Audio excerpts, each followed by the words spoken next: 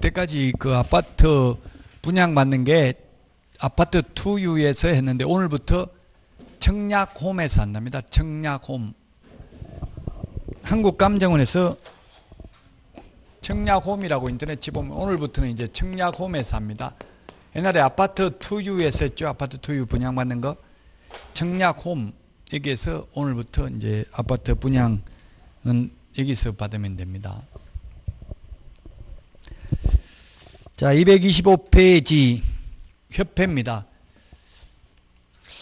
조금 전에 나가서 저한테 쪽지 온 걸 보니까 인터넷에 연세 드신 분인데 자격증 따가지고 무서워서 못하겠다. 뭐 사람들이 재산도 다 배우자 앞으로 넘겨놓고 이렇게 해야 된다. 이렇게 자꾸 겁주는데 자격증 안 따는 게 안 낫겠냐. 이렇게 묻던데 일단 따놓고 뭐 개업하고 안 하고는 그때 가서 생각하고 일단 자격증은 따봐야 되겠죠. 자격증 취득하고 나면 인생이 달라질 수 있어요. 꼭 중개업을 안 해도 저 같은 경우는 지금 자격증 따고 5년 넘으면 5년 이상 유경험자가 되면 자산운용 전문 인력이 될 수 있어요. 부동산 투자, 리처 이런 거 설립하려면 자산운용 전문 인력 5명 있어야 되잖아요. 그건 자산운용 전문 인력도 될 수 있고 또 개발 전문 인력도 될 수 있어요. 이게 자산운용 전문 인력은 또다시 부동산 개발업을 하려면 개발 전문 인력이 되거든요. 그러면 그냥 비상근으로 출근 안 하고도 한 50만 원 정도씩 4대 보험도 다 가입해주고 줘요. 부동산 해도 돼요. 중개업도 하면서 같이 해도 돼요. 그게 겸업해도. 예를 들면 그런 여러 가지 일들이 좋은 일이 있을 수 있다고 일단 자격증 취득하고 나서 고민하면 돼요. 그게 적성에 맞는지 안 맞는지는 그때 하고 나서 생각해도 되고 일단 자격증을 취득하는 것 자체가 엄청난 공부를 하면 사기만 안 당해도 공부할 가치가 있는 거죠. 꼭 개업을 못 하더라도. 너무 벌써부터 겁먹고 뭐 재산 있는 거 다 지금 다 망하는 거 아니냐 하던데 그렇게 섣불리 걱정하실 필요는 없어요. 오히려 제가 아는 분들은 못할 것 같은데 훨씬 잘하는 분들을 많이 봤어요. 일단 열심히 자격증 취득할 수 있도록 공부하십시오. 225페이지 협회입니다. 협회는 시험에 메뉴에 보면 한 문제 정도 출제된다고 되어 있잖아요. 한 문제. 내용이 굉장히 많거든요. 내용이 많은 데서 한 문제밖에 안 나오니까 중요도가 낮아요. 그 이유는 왜냐하면 이게 협회는 설립해도 되고 안 해도 되고 협회 회원으로 가입해도 되고 안 해도 되니까 협회 몰라도 중개업하는데 지장은 없기 때문에 많이 나오지는 않습니다. 자, 제목만 보겠습니다. 그래서 빨리빨리 넘어갑니다. 양가로 1번 민법상 법인이고 사법인입니다. 사법인, 공법인이 아니고 비영리법인입니다. 양가로 2번 임의설립주의, 설립해도 되고 안 해도 되고요. 2개, 3개 설립해도 됩니다. 개업공개사는 회원으로 가입해도 되고 안 해도 됩니다. 226페이지 메뉴의 양가로 3번 협회 설립은 인가받아야 됩니다. 공인중개사법에 인가라는 표현을 쓰는 건 오직 여기밖에 없습니다. 나머지 인가라는 말 쓰는 거 없습니다. 인가받음으로써 협회 성립하는 게 아니라 인가받아서 설립 등기함으로써 성립합니다. 226페이지 협회 설립 절차입니다. 협회 설립 절차. 양가로 1번 정관 작성 서명 날인이 있고요. 그 다음에 양가로 2번 창립 총회가 있는데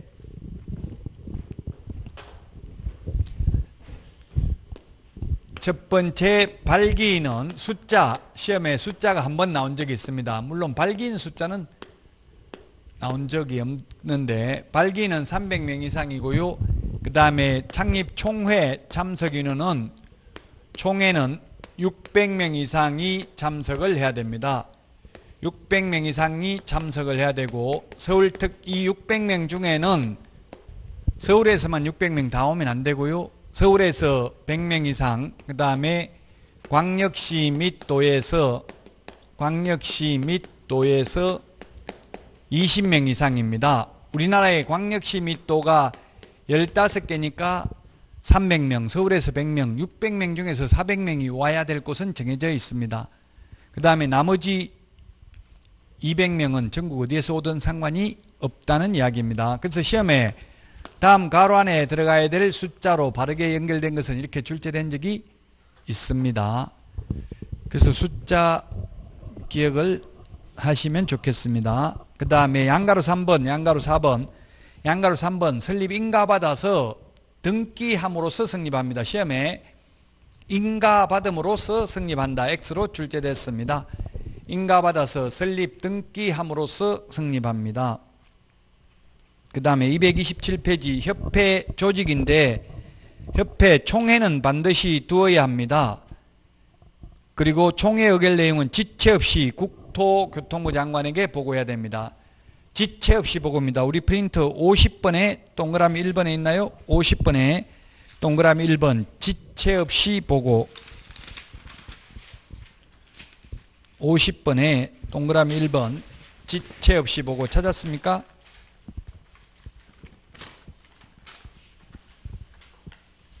(50번에) 동그라미 1번 찾았어요? 맞습니까? 50번? 예, 지체 없이 보고 밑줄 치놓으시고요. 지체 없이 보고. 그 다음에 양가로 2번 지부 지회입니다. 지부는 시도에, 지회는 시군구에 두는 게 지회입니다. 예, 둘 수 있습니다. 반드시 두어야 되는 게 아니라 정관이 정하는 바에 따라 시도의 지부를, 시군구의 지회를 둘 수 있습니다. 만약에 두는 경우, 설치한 경우에는 지부는 시도이사에게, 지회는 등록관청에 신고하여야 합니다. 자, 그 다음에 협회의 업무입니다. 협회의 업무. 고유 업무와 수탁 업무가 있는데 거기에 동그라미 2번에 동그라미 3번 회원 자질 향상을 위한 지도와 교육 동그라미 하십시오. 회원 자질 향상을 위한 지도와 교육은 고유 업무인데 실무교육, 연수교육, 직무교육 이런 교육은 수탁 업무가 되겠습니다. 그 다음에 협회는 비영리사단법인입니다. 비영리사단법인 228페이지 고유 업무, 수탁 업무가 있습니다. 앞에서 그 교육만 좀 주의하시면 되겠습니다. 회원 자질 향상을 위한 지도와 교육은 고유 업무고 실무교육, 직무교육, 연수교육은 수탁 업무가 되겠습니다. 자, 그 다음에 공제사업. 공제라는 것은 공동구제사업입니다. 줄임말이 공제입니다. 즉 보험하고 똑같습니다. 우리 개인택시의 경우 자동차 보험을 가입하지 않고 개인택시 공제조합에 가입하죠. 그래서 공동구제 줄임말이 공제입니다. 양가로 1번 협회는 공제사업을 할 수 있습니다. 할 수 있다. 하여야 하는 게 아니고요. 그 다음에 양가로 2번 공제규정 제정 변경한 경우에는 국토교통부 장관 승인을 얻어야 됩니다. 변경하고자 하는 경우 승인은 사전 승인이죠. 하고 나서 승인받는 게 아니고요. 자, 그 다음에 229페이지 양가로 3번 공제규정의 내용입니다. 동그라미 3번 책임준비금은 두 번째 줄에 100분의 10 이상입니다. 책임준비금은 100분의 10 이상이다. 책임준비금이 뭐냐면 우리가 공제료를 1년에 여러분들이 1억 이상 보험가입하면 공제료가 19만 8천 원입니다. 1년에 19만 8천 원씩 입금해야 됩니다. 내야 됩니다. 협회에다가.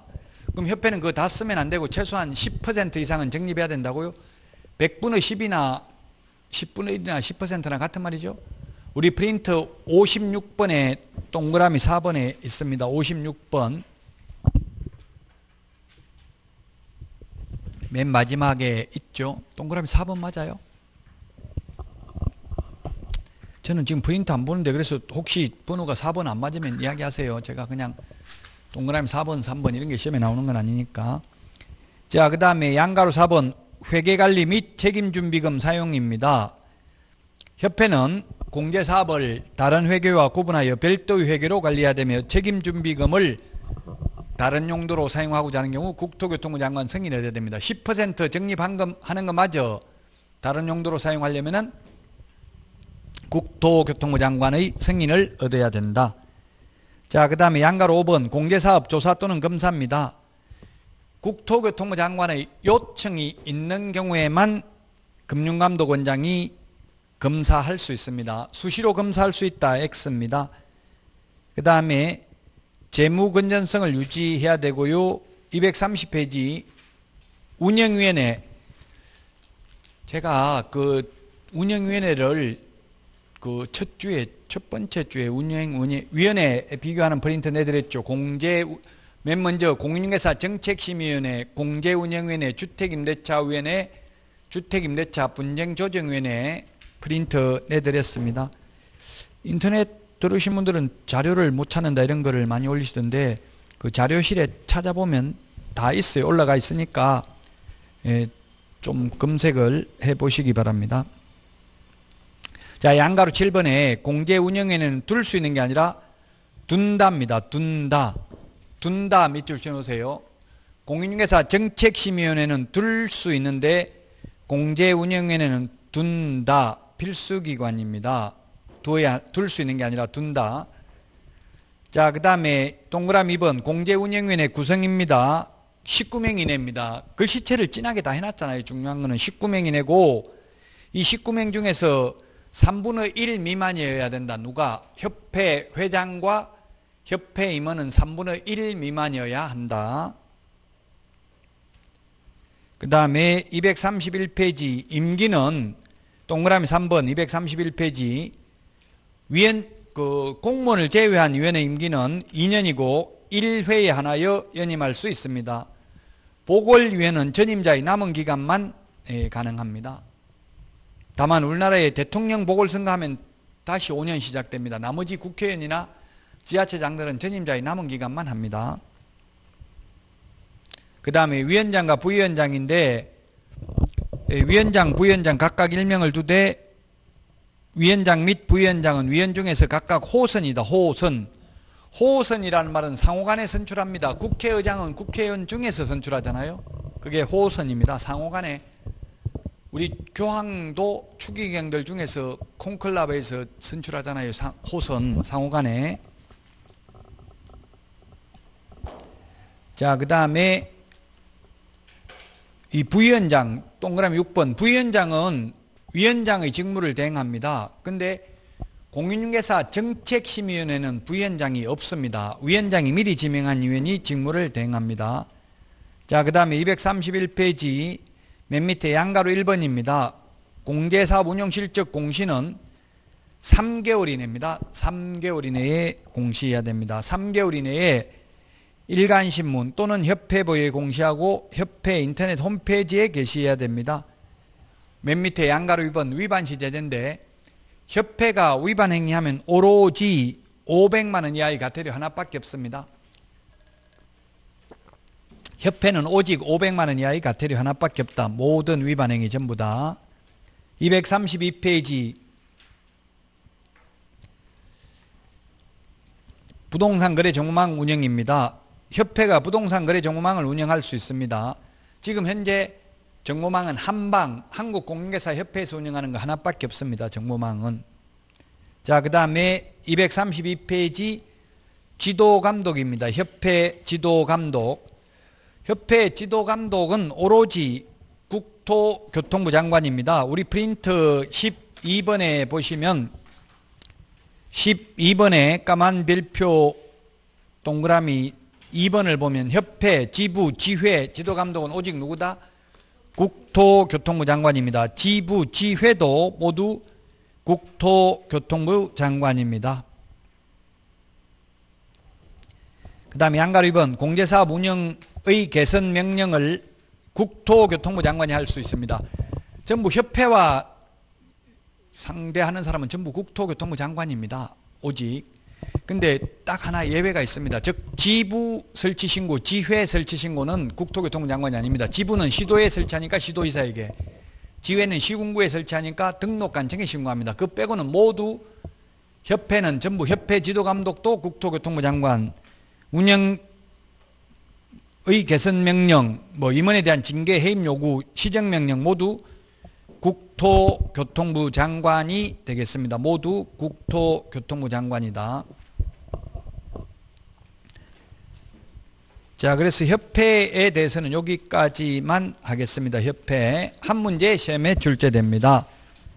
자, 그 다음에 235페이지 지도감독 및 형벌인데 시험에 여기 이 파트에서 4문제 정도 출제됩니다. 근데 단순히 암기하는 내용입니다. 형벌, 즉 우리 금지행위하면 3년 이하의 징역이나 3천만 원 이하의 벌금, 1년 이하의 징역이나 1천만 원 이하의 벌금, 이건 단순히 암기예요. 이건 진짜 그야말로. 이걸 이해할 수는 없잖아요. 판사들도 다 암기 못합니다. 이거 벌칙을. 근데 우리 시험에는 출제가 돼요. 벌칙이. 자, 지도 235페이지 지도 감독상 명령을 할 수 있는 자입니다. 우리 프린터 아까 12번에 있습니다. 12번. 12번에 보면은 지도 감독관청이 있습니다. 12번. 지도 감독관청. 지도 감독관청입니다. 지도 감독관청. 12번 찾았습니까? 우리 프린터 12번. 12번에 까만 별표 지도감독관청 개업공개사 무등록자 포함 거래정보사업자에 대한 지도감독은 국토교통부 장관. 개업공개사 무등록자 포함 개업공개사 그 다음에 거래정보사업자에 대한 지도감독은 누가 한다고요? 국토교통부 장관. 그 다음에 시도지사 그리고 등록관청입니다. 등록관청인데 분사무소 소재지 시장군수구청장도 그 분사무소에 대해서 지도감독을 할 수 있다. 그 다음에 협회에 대한 지도감독은 협회 지부, 지회라 하더라도 모두 국토교통부 장관입니다. 국토교통부 장관이 지도감독을 합니다. 그 다음에 이건 아직 뒤에 예습인데 그 우리 프린트 12번에 있습니다. 매수 신청 대리와 관련해서 협회 지도감독은 누가 한다고요? 법원 행정처장.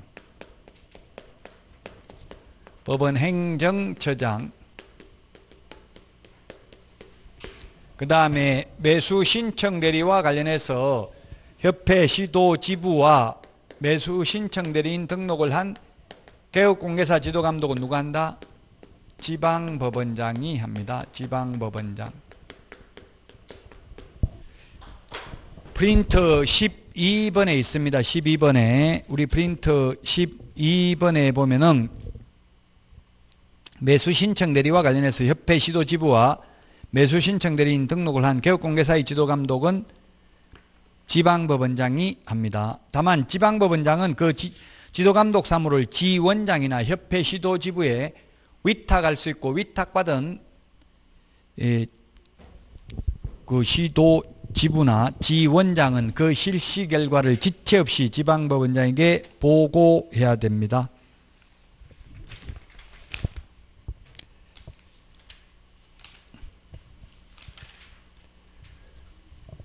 자, 그 다음에 236페이지 2번에 사무소 출입검사는 공무원의 의무입니다. 출입검사 등을 하는 공무원은 그 군함을 나타내는 정표, 공무원증을 지니고 이를 관계인에게 내보여야 하며 국토교통부 령이 정하는 바에 따라 자신의 성명, 소속기관, 출입의 목적 및 일시 등을 기재한 서류, 즉 조사검사증명서를 상대방에게 교부하거나 관계장부에 기록하여야 한다. 공무원 신분증도 반드시 내보여야 하고요. 그 다음에 조사검사증명서도 내보여야 합니다. 둘 중에 하나만 하는 게 아니라 둘 다 보여야 됩니다. 내보여야 됩니다. 공무원 신분증하고 그 다음에 조사검사증명서 둘 다 내보여야 됩니다. 감독상 명령에 불응한 경우 제재입니다. 감독상 명령에 불응한 경우에는 개업공개사의 경우 6월 이내에 업무정지를 할 수 있고요. 거래정보사업자와 협회는 500만 원 이하의 과태료입니다. 감독상 명령에 불응한 경우. 그리고 구체적 기준 200만 원이라고 되어 있는데 그거는 다음에 보기로 하고요. 자, 그러면 이제 행정처분 자격 취소부터 자격 취소, 그 다음에 238 자격 정지, 그 다음에 241 절대적 취소, 그 다음에 242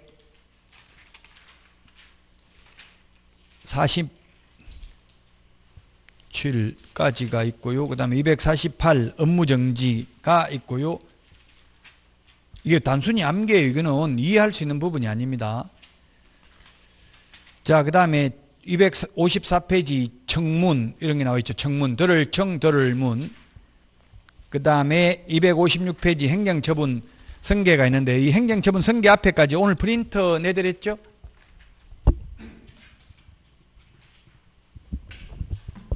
자, 행정처분 비교 정리 프린터 내드렸는데 이 프린터에서 조그마한 프린터 오늘 하나 내드렸잖아요.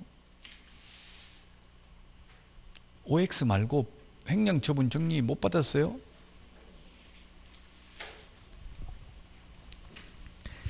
자, 여기에서 이게 단순히 암기라고요. 자, 행정처분이 자격취소, 자격정지, 등록취소, 업무정지, 지정취소를 행정처분이라 하는데 행정벌하고 행정처분이 다른 게 뭐냐면 행정처분은 행정청에서 하는 거예요. 장관, 시도의사, 등록관청이. 행정벌은 징역, 벌금은 행정청에서 하는 게 아니라 판사가 선고하는 게 다르다고요. 자, 그래서 이거는 뭐 논리적으로 설명할 수 있는 게 아니라 단순히 암기입니다. 처분권자가 누구냐 하면 자격취소는 모든 처분권자, 즉 불인자가 거둡니다. 즉 다시 말해서 자격증 준 사람이 자격취소합니다. 등록증 준 사람이 등록취소합니다. 그래서 자격취소는 누가 자격증 누구한테 받았어요? 시도의사한테 받았기 때문에 교부한 시도의사가 자격을 취소합니다. 사무소 관할 시도의사가 아니라 교부한 시도의사. 만약 여러분이 서울시장한테 자격증 받았으면 경기도에서 중개업을 하다가 적발되어도 누가 취소한다? 서울시장이. 교부한 불인자가 거둔다고요. 자격증 준 사람이 자격 취소한다고요. 자격정지도 마찬가지입니다. 불인자가 거둔다. 프린터 보고 계시죠? 지금 우리 7주 했잖아요. 7주 월요일이 설 연휴가 있어가지고 7주주 2달이 원래 8주 해야 되는데 그래서 필기 안 하고 그냥 프린트를 내드린다고. 이거 필기하면 시간이 많이 걸리니까 어차피 프린트 있는 거 이거 그대로 필기하거든요. 자, 그 다음에 등록 취소는 등록증을 누가 줬어요? 시장군수구청장 등록관청이 줬으니까 등록관청이 취소하고, 업무정지도 마찬가지 등록관청이. 지정 취소는 누가 지정해 줬다? 국토교통부 장관이 지정해 줬으니까 지정해 준 사람이 취소한다. 처분 대상자를 보면은 자격 취소는 자격증이 있는 사람이 자격 취소될 거 아니에요. 보조는 자격 취소될 수가 없죠. 자격증 없으니까. 공인중개사가 자격 취소 대상이고, 자격정지는 오직 소속 공인중개사에게만 자격정지라는 표현을 써요. 업무정지는 개업공개사에게 쓰는 표현이에요. 둘 다 업무를 못하는데. 그 다음에 등록취소, 업무정지는 개업공개사가 대상이고요. 그 다음에 지정취소는 거래정보사업자에 대해서 지정을 취소합니다. 그 다음에 청문인데 청문이 뭐냐면 들을 청, 들을 문이에요. 들을 청, 들을 문. 우리 국회 인사청문회 할 때는 듣는 거 위주로 안 하고 묻는 거 위주로 하죠. 근데 미국의 인사청문회 하는 거 보면은 국무부 장관 인사청문회 하면 그냥 국회의원들은 한 번 1분 안에 질문 끝내면 답변하는 사람이 30분씩 1시간씩 답변해요. 우리나라하고는 좀 달라요. 한번 보세요. 미국 텔레비전. 그 미국계 맞다고. 청문이 들을 청, 들을 문. 듣는 게 청문이라고요. 즉 자격증 빌려주냐? 물론 묻기는 물어야 되겠죠. 무조건 듣는 게 아니라 물어보면 그 사람이 아니요, 자격증 빌려준 게 아니고요. 사실 어디 예식장 간다고 하루 딱 자리 비운 사이에 실장이 제 도장 가지고 찍고 사인하긴 했는데 평소 때는 제가 했습니다. 이렇게 말하면 들어봐야 된다고. 됐고 어쨌든 빌려준 거 맞냐 안 맞냐, 네가 계약서 썼어 안 썼어, 결론만 말해. 이렇게 하면 안 된다고요. 들어봐야 된다고 이야기를. 그게 청문이에요. 예, 취소만 청문합니다. 취소 3개만. 자격 취소, 등록 취소, 지정 취소만 청문합니다. 그러면 업무정지, 자격정지는 청문 안 하고 의견 진술 기회를 부여합니다. 의견 진술 기회를 부여합니다. 자, 그 다음에 보고인데, 보고는 X는 보고가 없다는 이야기예요. 보고는 오직 자격 취소만 5일 이내에 보고합니다. 자격 취소만 5일 이내에 보고한다. 우리 프린트그 50번에 보고하는 거 있었잖아요. 총회 의결 내용은 지체 없이 보고, 자격 취소는 5일 이내에 보고입니다. 왜 5일이냐? 이건 논리적으로 설명 안 돼요. 그냥 암기해야 돼요. 5일은 4일이 아니고 왜 6일도 아니고 5일인지 이야기해봐라. 법에 5일이라고 되어 있으니까. 자, 그래서 5일입니다. 세법 같은 것도 열거주의잖아요. 거의 다 암기해야 되는 게 많죠. 세법도. 이해도 하면서, 이해는 물론 하긴 해야 되지만 암기해야 되는 게 많아요. 세법뿐만 아니라 2차 과목이 대체로 암기하는 게 많아요, 솔직히 말하면. 그래서 5일 이내에 보고입니다. 나머지는 보고 없습니다. 자격 취소만 보고입니다. 5일 이내에 국토교통부 장관에게 보고하고 다른 시도의사에게 통지해야 됩니다. 그 통지도 그래서 자격 취소만 있죠. 왜 통지하냐면 다른 시도의사에게 자격 취소되고 나면 3년간 자격증을 딸 수가 없거든요. 다른 시도에 가서 자격증 딸 수도 있으니까 못 따게 하려고 통보해 주는 거예요. 다른 시도의사에게 통지해 준다. 그 다음에 취소 3개는 반납합니다. 자격 취소, 등록 취소, 매수 신청 대리인 등록 취소 3개는 7일 이내에 반납합니다. 그런데 특이하게도 거래정보사업자 지정 취소는 취소임에도 불구하고 반납 규정이 없습니다. 자격 취소, 등록 취소, 매수 신청 대리인 등록 취소 3개는 반납합니다. 여기는 지금 매수 신청 대리인 등록 취소는 안 적어놨어요. 그거는 맨 뒤에 나오기 때문에. 그 다음에 제척기간이라고 했는데 업무정지만 제척기간 3년 있습니다. 업무정지만 그 사유가 발생한 날로부터 3년 지나면 업무정지 못해요. 업무정지만 규정이 되어 있어요. 제척기간 3년. 자, 그 다음에 자격 취소되면 3년간 다시 자격증을 딸 수도 없고 3년간 취직도 안 된다. 그 다음에 자격정지는 6월의 범위 내에서 자격이 정지되면 그 기간 동안 업무를 할 수 없다. 다른 데가 취직도 안 된다. 등록 취소되면 3년 안에 다시 등록을 할 수도 없다. 업무 정지 기간 동안 업무 못합니다. 그만두더라도 폐업하더라도 다른 데 가서도 못하죠. 그 다음에 지정 취소는 규정이 없습니다.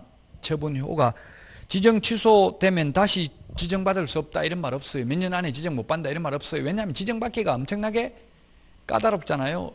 지정받으려면 뭐가 있었어요? 우리 지정받으려면 500이 3 전국적으로 500명 이상 2개 이상의 시도에서 각각 30명 이상 이용가입 신청을 해야 되고 이렇게 되니까 지정 취소돼도 또 바로 지정 요건만 갖추면 지정받을 수 있다는 이야기예요. 지정 요건을 갖추는 게 거의 불가능해요.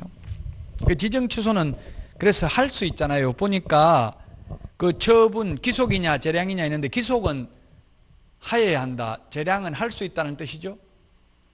기속은 재량권이 없는 걸 기속이라고 그래요. 그래서 반드시 해야 되는 것은 자격 취소만 있습니다. 자격 취소는 반드시 해야 됩니다.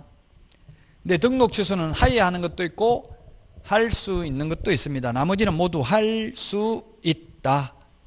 자, 그러면 처분 사유는 이제 암기해야 되는 겁니다.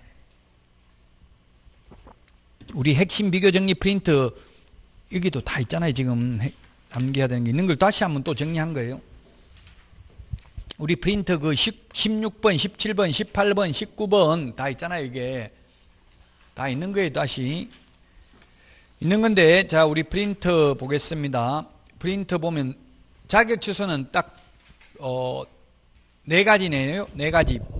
자격 취소는 4가지.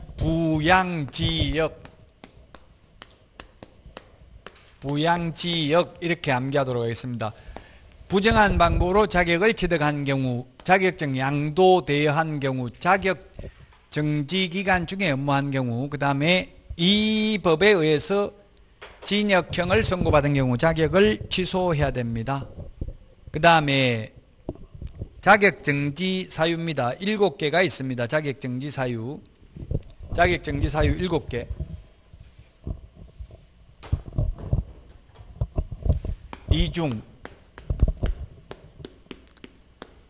이중 검인 확인서. 구체적 기준이 6개월, 3개월 있는데 이거는 나중에 가면 알게 돼요. 일단은 구체적 기준이 무근거부터인데 이중소속, 이중계약서 금지 행위를 하면 국토교통부령의 구체적 기준이 6개월이고요. 그 다음에 인장 등록 위반, 확인설명 잘못하거나 확인설명 근거자료 제시하지 않는 경우, 확인설명서에 서명 날인하지 않는 경우, 계약서에 서명 날인하지 않는 경우는 구체적 기준이 3개월입니다. 국토교통부령에. 이 구체적 기준의 2분의 1 범위 내에서 가중 또는 감경할 수 있어요. 구체적 기준에 따라서. 예를 들어서 구체적 기준이 3개월이면 1.5개월에서 4.5개월 사이에 공무원이 재량권을 행사할 수 있다고요. 재량행위의 일탈 남용을 방지하기 위해서. 자, 그 다음에 반드시 등록을 취소해야 되는 게 8가지가 있습니다. 해부, 결의, 소양 없이 이렇게 암기하도록 하겠습니다. 소양 없이, 교양 없이 해부를 결의했다. 우리나라는 사람 2번 죽인다고 해부하는 거 싫어하죠. 사망해도.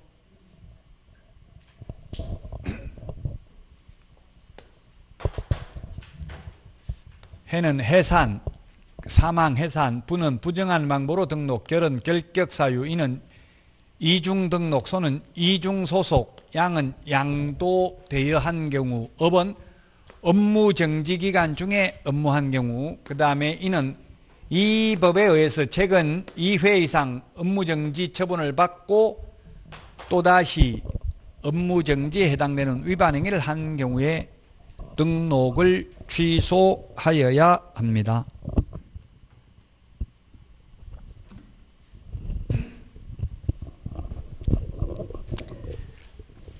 해부, 결의, 소양 없이 같이 시작.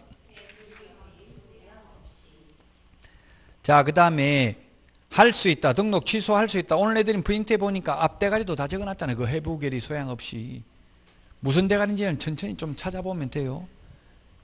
그 다음에 할 수 있다. 이중 겸임, 보증금, 채권, 휴 등 같이 시작.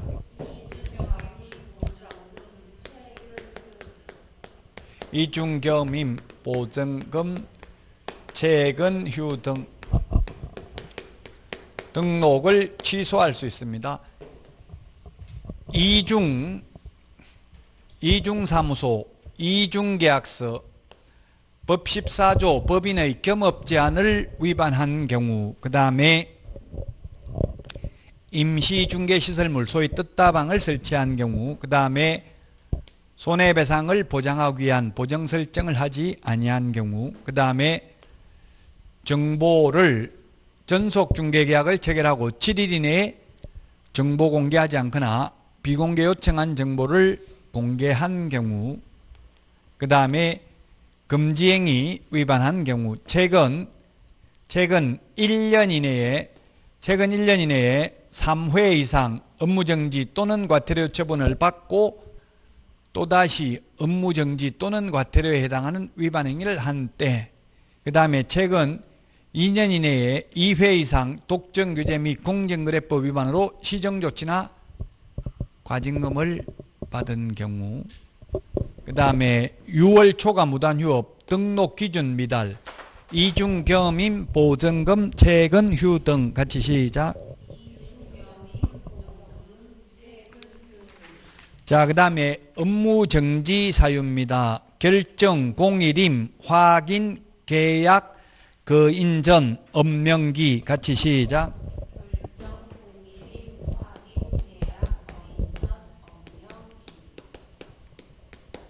결정 공일임,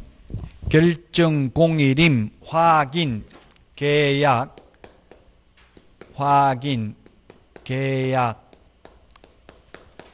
그 인전, 업명기. 이게 슬래시를 해놓은 이유는 구체적 기준이 6개월, 3개월, 1개월, 국토교통부령의 구체적 기준이 무거운 것부터 앞으로 당겨놓은 것입니다. 결이 뭐냐면 결격 사유에 해당되는 직원을 고용하고 2개월 이내에 그 사유를 해소하지 아니한 경우, 이거 지금 단순히 암기이기 때문에 처음 이달에 오셨으면 무슨 말인지 모를 수 있어요. 근데 계속 하다 보면 10월 31일 날 알면 돼요. 단순히 암기하는 내용입니다.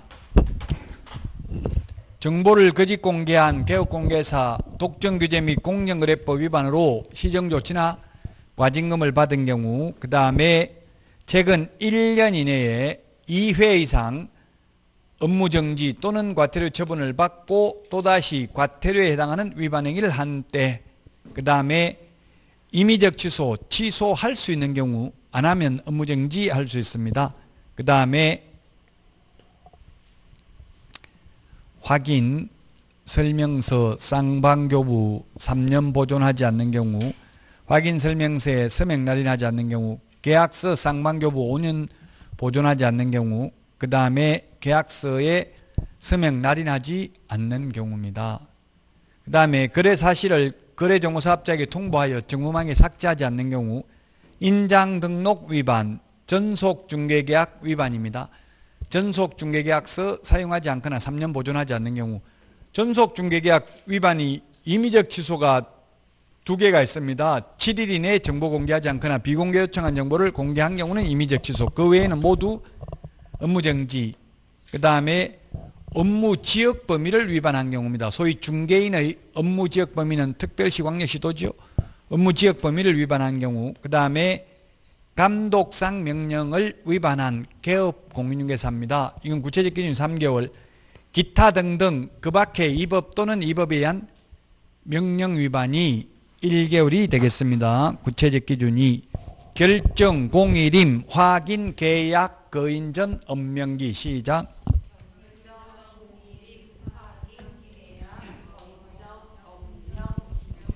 시험에 두 문제 나옵니다. 프린트 OX 문제는 버려도 좋은데 이거는 오늘 내드린 거 정리하는 건 어디 파일이나 파인더 이런 데다가 보관을 하셔야 돼요. 다음에도 좀 암기를 하면서 계속 자주 보셔야 돼요.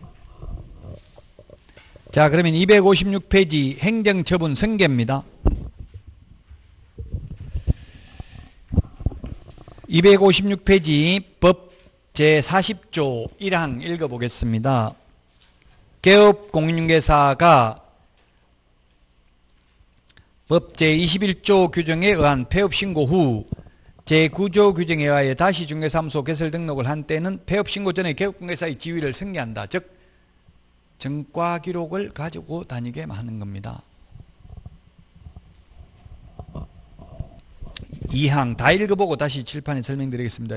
2항 1항의 경우 폐업신고 전의 개업공개사에 대하여 제39조 1항 각호, 그 다음에 51조 1항 각호, 동조 2항 각호 및 동조 3항 각호 행위를 사유로 행한 행정처분의 효과는 그 처분일로부터 1년간 다시 중개사무소 개설 등록을 한 자에게 승계된다. 이게 39조 업무정지하고 39조가 업무정지입니다. 그 다음에 가태료입니다. 가태료 처분의 효과는 그 처분일로부터 1년간 재등록한 개업공개사에게 승계된다는 이야기고요. 3항 제1항의 경우 재등록 개업공개사에 대하여 폐업신고 전의 제38조 1항 각호, 동조 2항 각호 및 제3항 1항 각호의 위반 행위에 대한 행정처분을 할 수 있다. 다만 다음 어느 하나에 해당하는 경우를 제외한다. 즉 등록 취소나 업무정지를 할 수 있다. 1호 폐업신고를 한 날부터 다시 중개사무소 개설 등록을 한 날까지의 기간, 즉 폐업기간이 3년을 초과한 경우 폐업신고 전의 위반 행위로 인한 등록 취소는 못한다는 이야기입니다. 2호에 보면 폐업기간이 1년을 초과한 경우 폐업신고 전의 위반 행위로 인한 업무정지 못한다는 이야기입니다. 4항, 3항의 경우 행정처분을 함에 있어서 폐업기간과 폐업사유 등을 고려해야 된다. 5항에 보니까 공인중개사, 개업공개사인 법인의 대표자에 관하여는 제1항부터 제4항까지를 준용한다. 이 경우 개업공개사는 법인의 대표자로 본다. 자, 그럼 지금까지 읽은 내용을 한번 보면 만약에 위반 행위를 해가지고 절대적 취소 사유에 해당됩니다. 절대적 취소 사유에 해당됩니다. 취소되면 등록 취소되면 3년 동안 다시 등록할 수 없습니다. 그러니까 등록 취소되기 전에 아예 폐업을 해버립니다. 폐업. 옛날에는 폐업해버리면 또 다른 데 가서 개업해버리면 모르죠. 등록 취소 안 당했으니까. 등록 취소 당하려니까 폐업을 해버린다고요. 예를 들어서 공무원 징계 당하려고 하니까 그냥 퇴사해버리고 이런 경우가 많아요. 이런 것처럼 취소 당하려고 하니까 폐업을 합니다. 폐업했다가 1년 동안 폐업을 했다가 다시 재등록합니다. 그러면 옛날에는 새 출발을 했는데 지금은 전과 기록을 가지고 다니게 만드는 겁니다. 폐업 신고 전에 개업공개사의 지위를 승계합니다. 1년 전에 개업공개사의 지위를 승계하니까 다시 등록을 취소합니다. 등록을 하면. 등록 취소되면 3년간 중개업을 할 수 없죠.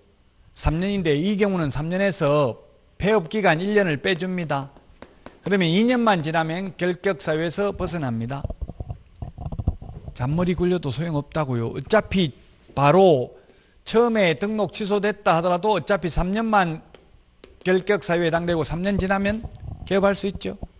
그 등록 취소 안 당하려고 폐업을 1년 했다가 잔머리 굴려서 다시 등록해가지고 또 등록 취소되면 2년 지나야 되죠. 결국 3년 지나야 됩니다. 따라서 아예 폐업 기간이 그래서 3년을 초과한 경우, 폐업 기간이 3년을 초과하면 폐업 신고 전의 위반 행위로 인한 등록 취소 못 한다고요. 왜? 어차피 등록 취소돼도 3년만 지났으면 개업할 수 있는 거잖아요. 그러니까 폐업 기간이 3년 지났다는 건 이미 죗값을 치렀다고 보는 거예요. 그 폐업 기간이 만약에 1년 초과하면 업무 정지할 수 없습니다. 3년 초과하면 등록 취소할 수 없습니다.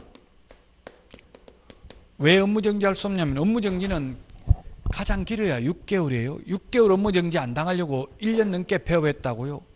그럼 다시 등록하더라도 옛날 거 가지고 업무 정지 안 한다는 이야기입니다. 논리적으로 본다면 이게 3년이라고 본다면 이것도 1년이 아니고 6개월로 하는 게 타당해요. 논리적으로 보면. 근데 법에 1년이라고 해놨어. 그대로 그냥 암기해야 돼요. 이것도 왜 1년이냐고 따지면 법에 1년으로 규칙을 정해놓은 거예요. 논리적으로 보면 6개월이어야 되잖아요. 어차피 업무 정지됐다 하더라도 6개월 지나면 업무할 수 있으니까. 자, 그 다음에 1월 1일 날 업무 정지 처분을 받았습니다. 그리고 2월 1일 날 또다시 업무 정지 처분을 받았습니다. 극단적인 예입니다. 그냥 설명하기 위해서. 그리고 폐업을 했습니다. 폐업을 했다가 6월 1일 날 다시 재등록을 했습니다. 그러면 옛날 같으면 재등록하면 새 출발인데 지금 재등록하면 전과 기록 가지고 다닌다고 했잖아요.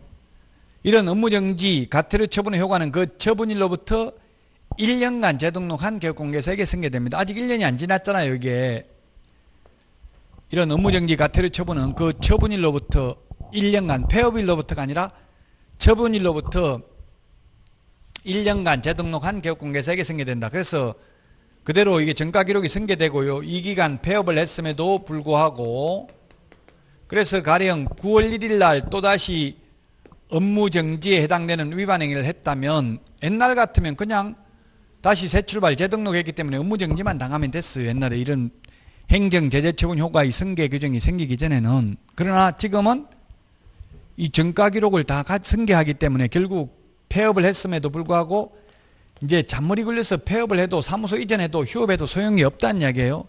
결국 폐업했음에도 불구하고 최근 1년 이내에 2회 이상 업무정지 처분을 받고 또다시 업무정지에 해당되는 위반 행위를 한 것으로 봐서 등록을 취소하여야 한다고요. 폐업했음에도 불구하고. 이제 행정처분을 회피하기 위해서 폐업해도 휴업해도 소용없다는 이야기입니다. 그래서 258페이지까지 했고요. 그 다음에 259페이지 개업공개사 등의 교육입니다. 교육은 우리 프린트 53번에 교육제도 5개를 비교해 놨습니다. 시험에 교육제도 한 문제 반드시 출제됩니다. 저는 이 5개 교육 강사를 다 해봤고요. 지금도 제가 작년까지는 안 그랬는데 작년에는 그냥 실무교육 한 12월 달에 하면 끝났어요. 근데 지금은 작년에 합격자가 많아가지고 아직도 교육받으러 오는 사람이 많이 있더라고요. 물론 협회는 많이 있고요. 저는 협회는 이제 옛날에 했는데 지금은 안 하고 제가 지금 현재도 동국대학교에서 실무교육 하고 있어요. 오전에 제가 학원 강의하고 오후에 동국대학교 가서 실무교육하고 또 저녁에 와서 학원 강의하고 이렇게 하고 있어요. 그래서 실무교육을 하고 있는데 미리 교육 이거 실무교육이라는 이제 그 프린트 53번 참고로 보시고요. 5개 교육 우리는 교과서를 보고 하도록 하겠습니다. 이번에는 교과서를 보고 교과서 260페이지 보겠습니다. 실무교육은 그 우리 프린트 56번에 있는데 실무교육, 직무교육, 매수 신청대리 실무교육 요 3개는 사전교육입니다. 사전교육이라는 말은 개업을 하거나 취직하기 전에 미리 받아야 되는 교육입니다. 그럼 사후교육은 연수교육하고 그래서하고 예방교육은 사후교육이에요. 그 현업에 종사하는 분들이 받는 교육이 연수교육이잖아요. 그래서 보면 뭐 경찰 연수원 뭐 이런 말 하더라고요. 연수원이 뭐 하는데요? 그 현업에 근무하는 분들, 경찰들 근무하는 사람들이 다시 교육받는 데가 연수원이죠. 연마하고 수련하는 거니까 현업에 종사하는 분들이 받는 게 연수원입니다. 연수교육입니다. 자, 그럼 실무교육 260페이지 보겠습니다. 실무교육의 내용은 법률 지식, 거기에 글씨체 진하게 해놨죠. 우리 프린트를 보시면 알 수 있는데 그 53번 프린트를 보시면 연수교육은 법제도의 변경사항이고요. 실무교육은 법률 지식 요것만 차이가 나요. 나머지는 다 똑같죠. 그래서 연수교육하고 교육 내용을 비교하는 것 시험에 출제됐고요. 그 다음에 실무교육 실시권자는 시도지사입니다. 시도지사다. 그 시도지사인데 저는 지금 동국대학교에서 했다고 했잖아요. 위탁이 돼 있다는 이야기죠. 시도지사인데 협회, 공기업 또는 준정부기관이나 대학, 전문대학에 위탁할 수 있습니다. 양가로 3번 교육 대상자는 등록 신청자입니다. 등록 신청하고자 하는 자. 분사무소의 경우는 책임자가 등록 신청일 전 1년 이내에 시도지사가 실시하는 교육을 받아야 됩니다. 1년 이내에. 그 다음에 동그라미 2번 법인인 경우 대표자, 사원 임원을 포함한 모든 임원 다 받아야 됩니다. 자격증이 없는 임원도 중개업을 담당하지 않아도 받아야 되고요. 분사무소 책임자가 받아야 됩니다. 3번 소속관계사는 고용신고일 전 1년 이내에 시도지사가 실시하는 실무교육을 받아야 된다. 다만 고용관계 종료 신고 후 1년 이내에 고용신고를 다시 하려는 자는 안 받아도 됩니다. 양가로 4번 실무교육 시간은 28시간 이상 32시간 이하입니다. 그러면 4일 동안 받는데요. 현실적으로 하루는 인터넷으로 들어요. 하루는 사이버 교육을 하고 나머지 3일만 현장에 가서 들으면 됩니다.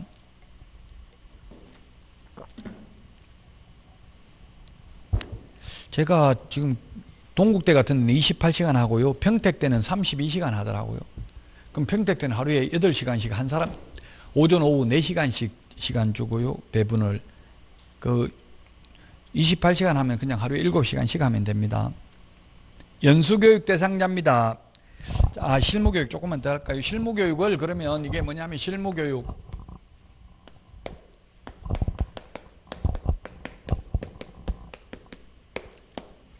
등록 신청일 전 1년 이내에 시도지사가 실시하는 교육을 받아야 됩니다. 교육의 유효기간은 1년입니다. 교육받고 1년 안에 개업 안 하면 다시 받아야 됩니다. 근데 교육받자마자 수료하자마자 바로 등록하는 것은 가능합니다.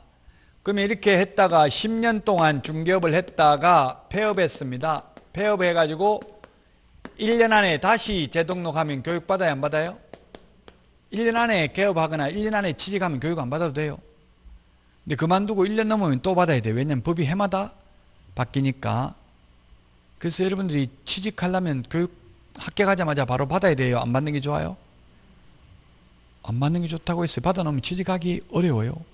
사장님들이 면접할 때 실무교육 받았냐? 예, 받았습니다. 이러면 왠지 기분이 이상해요. 이게 금방 개업할 모양이다. 이렇게 생각할 가능성이 있어요.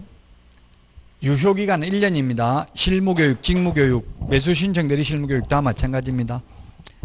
연수교육입니다. 이제 260페이지. 연수교육은 개업공개사 및 소속공개사입니다. 260페이지 맨 밑에서 두 번째 줄에. 즉 보조원은 연수교육 대상이 아닙니다. 2년마다 시도지사가 실시하는 연수교육을 받아야 됩니다. 261페이지 맨 위에 첫 번째 줄 연수교육은 법제도의 변경사항 교육해야 됩니다. 아까 실무교육은 법률 지식이었죠. 요것만 차이 나고 나머지는 똑같습니다. 양가로 3번 연수교육 시간 12시간 이상 16시간 이하고요. 동그라미 2번 2개월 전까지 통지해야 됩니다. 2개월 전까지. 당사자에게 2개월 전까지 통지해야 된다. 왜 2개월이냐 이런 거는 암기할 수밖에 없죠. 2개월 전까지.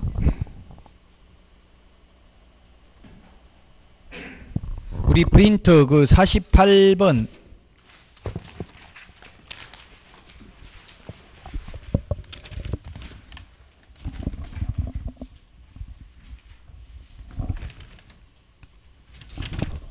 48번에 통보해야 되는 거 정리되어 있잖아요. 거기에 연수교육 동그라미 3번 2개월이죠. 연수교육 2개월. 그 다음에 거래사고 예방교육은 10일 전까지 통지해야 되고요. 그 다음에 프린터 38번에 동그라미 4번에도 연수교육 통지가 되어 있죠. 2월을 중심으로 정리할 수도 있고 통지를 중심으로 정리하고 이렇게 해서 중복되잖아요. 내용이. 밑줄 쳐놓으시면 되겠습니다. 자, 그 다음에 직무교육입니다. 261페이지. 직무교육은 보조원으로 취직할 사람이 미리 받는 게 직무교육입니다. 직무교육은 시도지사 또는 등록관청도 실시할 수 있습니다. 역시 직무교육도 실무교육과 마찬가지로 유효기간 1년이고요. 그 다음에 직무교육 직업윤리 등이고요. 3시간 이상 4시간 이하입니다. 직업윤리가 교육 내용에 포함되어 있지 않는 것은 거래사고 예방교육밖에 없습니다. 우리 프린트 53번을 보시면 현실적으로 직무교육은 인터넷으로만 들을 수도 있습니다. 그 다음에 261페이지 교육지침 마련과 시행인데 국토교통부 장관이 지침을 마련하여 시행할 수 있습니다. 전국적인 균형 유지를 위해서. 262페이지 그 교육 지침에 들어가야 될 내용이 박스 안에 있는 게 이게 시험에 한번 나왔는데요. 5번 수강료, 강사 자격 이런 거, 수강 신청, 교육평가, 평가도 해가지고 60점 이상 돼야 수료증 줍니다. 60점 안 되면 다시 개별적으로 불러가지고 다 가르쳐줘가지고 다시 시험 보게 합니다. 그래서 수료 못한 사람 한 명도 없습니다. 60점 못 받아가지고.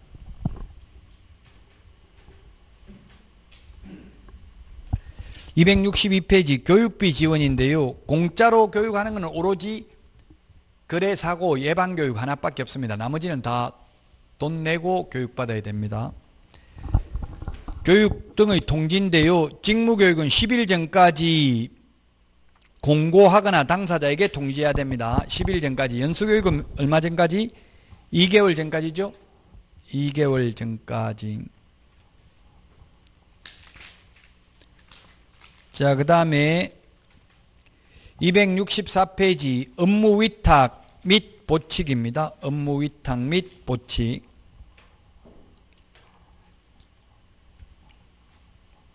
양가로 1번 실무교육은 원래는 시도의사가 실시해야 되는데 그게 동그라미 기업, 대학 전문대, 그 다음에 니은의 협회, 디귿, 공기업 또는 준정부기관에 위탁할 수 있죠.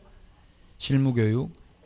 그 다음에 264페이지 맨 밑에 양가로 2번 시험 업무입니다. 시험은 원래 시도지사가 실시해야 되는데 협회, 공기업 또는 준정부기관에 위탁할 수 있다. 지금 현재는 준정부기관인 산업인력공단에 시험이 위탁되어 있습니다.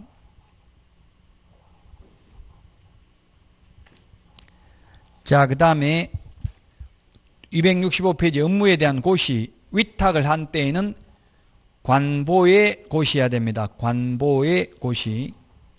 업무를 위탁한 경우에는 관보에 고시해야 된다. 자, 그 다음에 265페이지 포상금 제도가 있다. 포상금 제도가 있는데 포상금을 제가 다음 주에 하려고 자료를 프린트를 준비했는데 오늘 포상금도 내드리도록 하겠습니다. 그럼 포상금도 이 포상금이 부동산 거래 신고 등에 관한 법률하고 비교를 해야 돼요. 부동산 거래 신고 등에 관한 법률에도 포상금이 있어요. 자, 포상금 직업사유 양가로 1번에 포상금 무부양 3개밖에 없습니다. 무등록, 부정한 방법으로 등록, 양도대여한 경우, 양수대여받은 경우 이 3개만 포상금 지급 대상이 되겠습니다. 양가로 2번 포상금은 한 건당 50만 원입니다. 한 건당 50만 원 포상금은. 그 다음에 국고에서 50%까지 보조할 수 있습니다. 25만 원까지 보조할 수 있습니다. 100분 50범 이내에서 보조할 수 있다. 포상금 지급 조건입니다. 양가로 3번. 행정기관에 의해서 발각되기 전입니다. 발각된 후에 한 글자 바꾸면 틀리죠. 발각되기 전에 수사기관이나 등록관청에 신고 또는 고발한 자에 대해서 검사가 공소제기 또는 기소유예 결정을 한 경우에 하나여 지급합니다. 공소제기는 재판에 회부했다는 이야기고요. 기소유예는 검사선에서 마무리 짓고 재판에 회부는 하지 아니한 경우를 말합니다. 재판에 회부하면 판사가 무죄 선고에도 포상금 나옵니다. 그러나 검사가 무혐의 결정하고 재판에 회부 안 하면 포상금 못 받습니다. 그래서 우리나라는 지금 뭐 검찰개혁이라는 말은 나오지만 법원개혁이라는 말은 별로 안 나오잖아요. 아직까지. 왜? 검사가 파워가 훨씬 많거든요. 즉 검사가 처벌하려고 하면 거의 처벌받아요. 웬만하면. 판사가 아무리 처벌을 하려고 해도 옛날에 뉴스에 보면 나경원 의원 남편이 판사인데 기소 청탁했다 이런 뉴스가 나오더라고. 기소 청탁을 누구한테? 검사한테. 빨리 재판에 넘겨라. 우리가 알아서 할 테니까 이런 말을 한 거예요. 재판에 안 넘기면 판사들이 판단을 할 수가 없으니까. 그래서 판사가 무죄 선고에도 포상금 나오고요. 검사가 무혐의 결정하면 포상금 못 받습니다. 양가로 4번. 포상금 지급 시기인데 포상금 지급 시기는 언제냐면은 266페이지 포상금 지급 결정일로부터 1월 이내입니다. 우리 프린트에 숫자는 다 정리되어 있습니다. 여러분들이 자꾸 찾아보면 됩니다. 만약 복습하고 싶으면 찾아보면 되지. 이걸 전부 다 지금 암기하기는 힘들어요. 만약에 꼭 공부하고 싶어 참을 수 없는 분도를 느끼면 1월 나와 있으면 1월을 한번 노트에 적어보는 것도 기억에 오래 남아요. 어렵게 공부하면 잊어먹는 것도 어렵고요. 쉽게 공부하면 잊어먹는 것도 금방 돌아서면 다 잊어먹어요. 눈으로 한번 읽으면 눈 돌렸다 다시 오면 다 잊어먹어버린다고요. 그러니까 시간 무식하게 그냥 오랫동안 막 계속 적어보고 이러면 그게 잊어먹는데도 시간이 오래 걸리는 거예요. 1월 이내입니다. 결정일로부터 1월 이내. 저는 지금 일주일 내에 매일 하니까 그냥 다 기억나요. 숫자 1월. 매일 하는, 그러니까 우리가 말을 매일 하니까 말을 다 암기하고 기억하는 거잖아요. 어제 보니까 슈퍼맨이 들어왔다. 어린애 그 또 말 잘하는 게리 아들인가? 게리 아들 말 잘하더라고요. 얼마 20몇 개월밖에, 만 2년도 안 되는데 20몇 개월 됐다는데 말을 잘하더라고요. 애가 어른들이 하는 말. 한 1년은 걸려요. 이게 말문이 튀는데 1년은 걸린다고요. 여러분들이 이거 다 줄줄줄 나오려고 하면 1년 걸려요. 공부하는데 1년. 그럼 10월 31일 그때 잘해야 되지. 지금 잘해봐야 아무 소용없어요. 모의고사 잘 받아봐야. 오히려 모의고사 잘 받으면 독이 돼요. 그게 교만해진다고 사람이. 계속 점수 안 나와야 긴장하고 공부를 하게 되잖아요. 그래서 일부러 모의고사 어렵게 내요. 점수 안 나오게. 잘 나오면 전부 공부를 안 하니까요. 물론 어렵게 내면 또 포기하는 수도 있어요. 그 포기하는 분은 어쩔 수 없는 거예요. 포기를 하는 그런 부작용이 있더라도 어렵게 낼 수밖에 없어요. 쉽게 내면 교만해지니까. 양가로 5번 포상금 지급 방법입니다.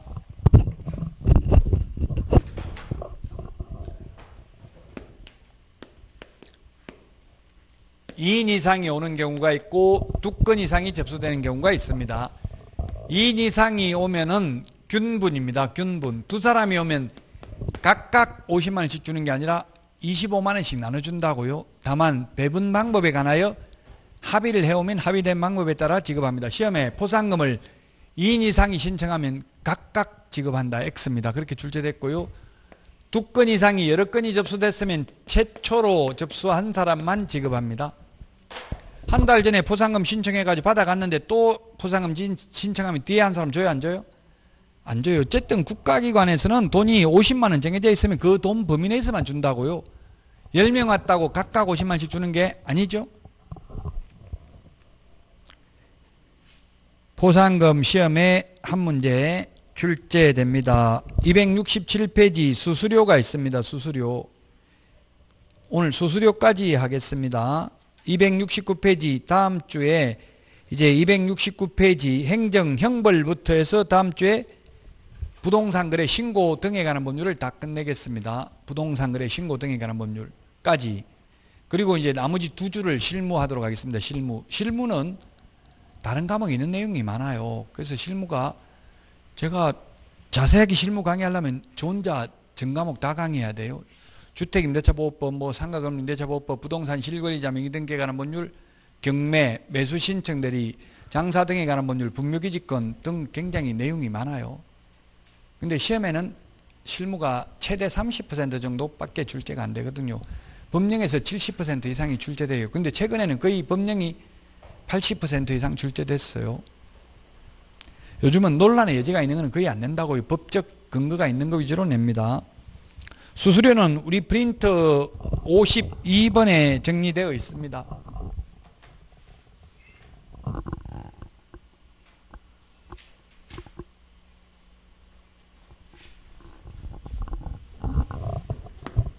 (52번에) 수수료가 있는데요. 그 내용이 지금 책에 앞에서도 했죠. 수수료 52번 첫 번째 응시 수수료가 있고요. 그 다음에 자격증 재교부가 있습니다. 누가 자격증 재교부 해요?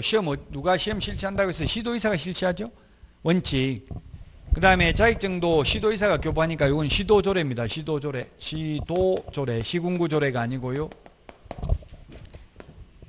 근데 등록 신청 밑줄 치워놨죠. 지금 보니까 52번에 앞에서도 다 했던 거 다시 하는 겁니다. 등록 신청, 등록증 재교부 신청, 그 다음에 분사무소,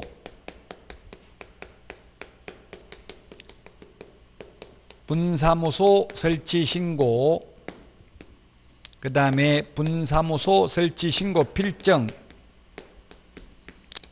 신고 필정 재교부, 요건 시군구조례입니다. 시군구조례.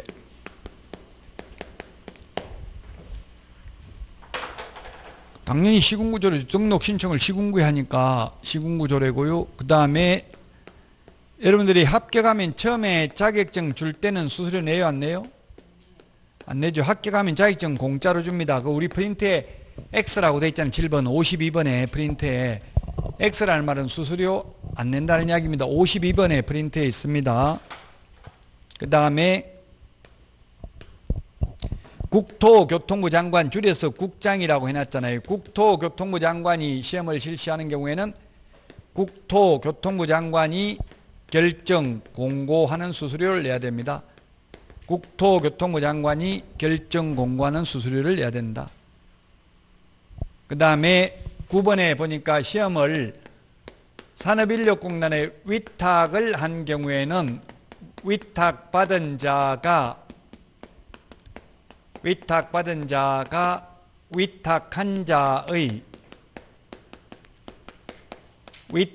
자의 승인을